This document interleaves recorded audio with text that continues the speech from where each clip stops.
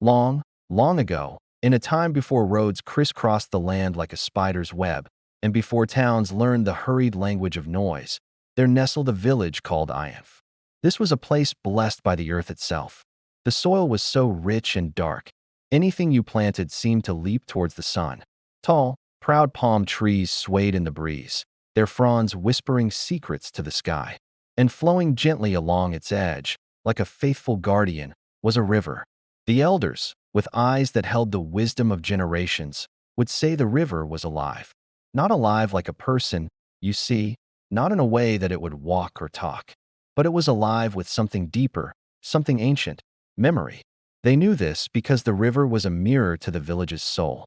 Whenever the people of Ianf were calm, when their hearts were light and their spirits were at peace, the river flowed as smooth as polished glass. But whenever anger or discord rippled through the village, the river changed.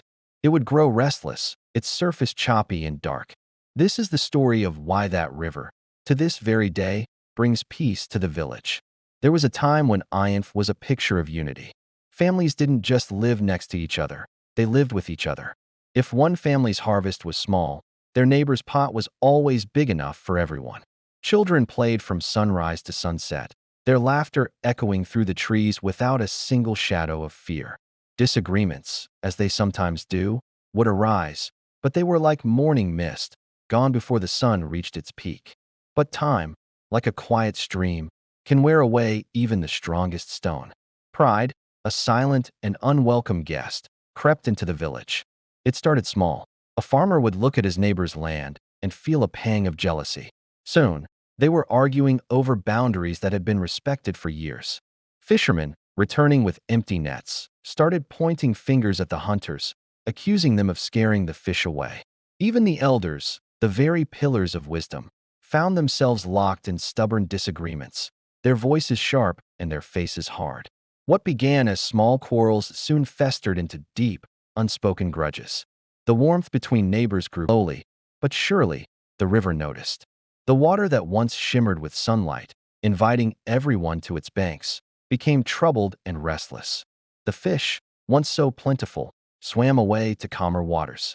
And at night, when the village should have been sleeping, the sound of the river grew louder, a constant, mournful murmur that spoke of the village's broken heart. But the people of Ianf, lost in their own bitterness, ignored it. The warnings grew harder to ignore. One morning, a young girl named Zainab, known for her bright eyes and honest heart, went to the river to fetch water as she did every day. But this time, she came running back, her clay pot forgotten, her body shaking. The river spoke. She whispered to the first people she saw, her voice trembling. It spoke in a voice of anger. The villagers who heard her simply laughed. A speaking river? It was just a child's fantasy. But their laughter died in their throats as the day wore on. Strange things began to happen.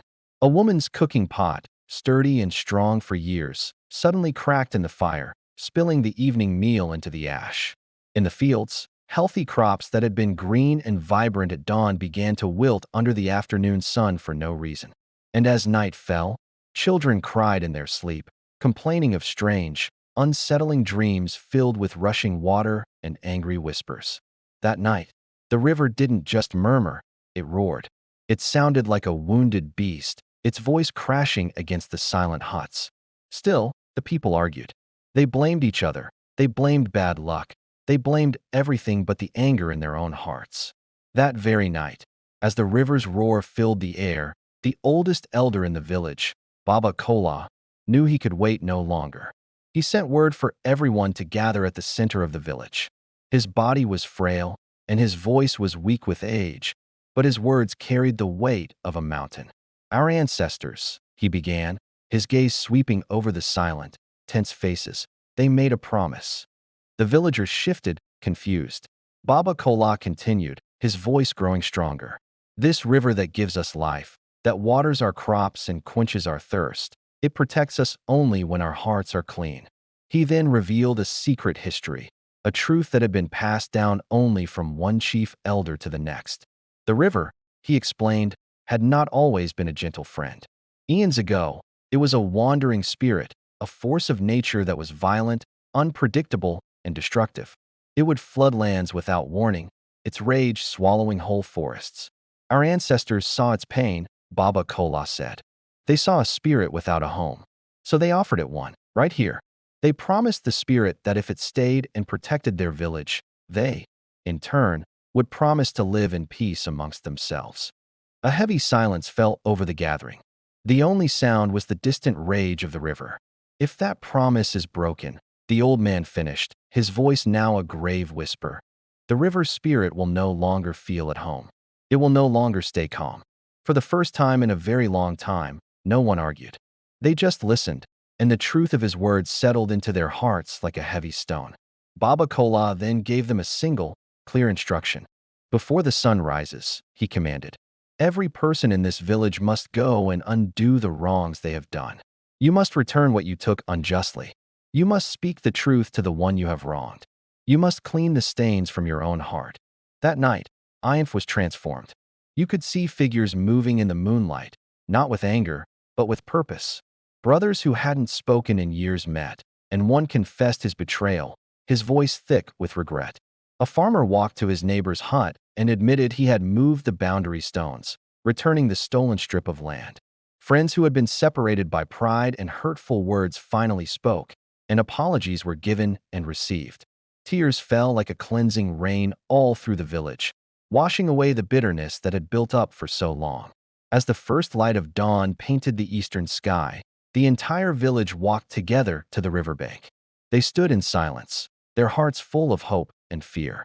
They had done as Baba Kola instructed, but would it be enough?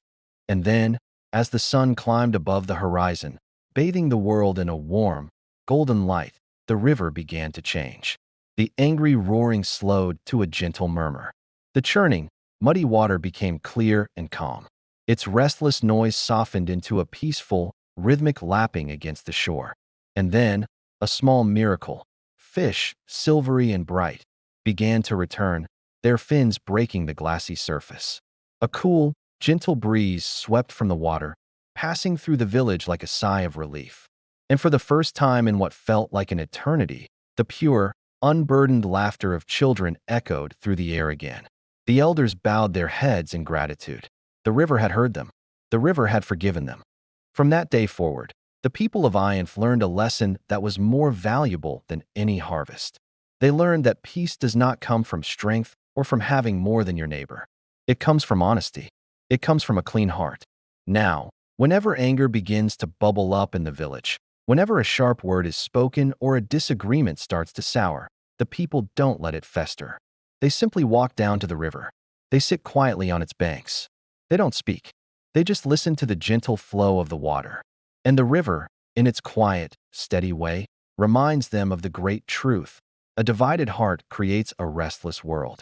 And that is why, to this very day, the river brings peace to the village of Ayanf. Because it is a mirror, and it reflects the peace within the hearts of the people who live beside it. Thank you for listening. If you enjoyed this story, please follow our channel for more tales from around the world.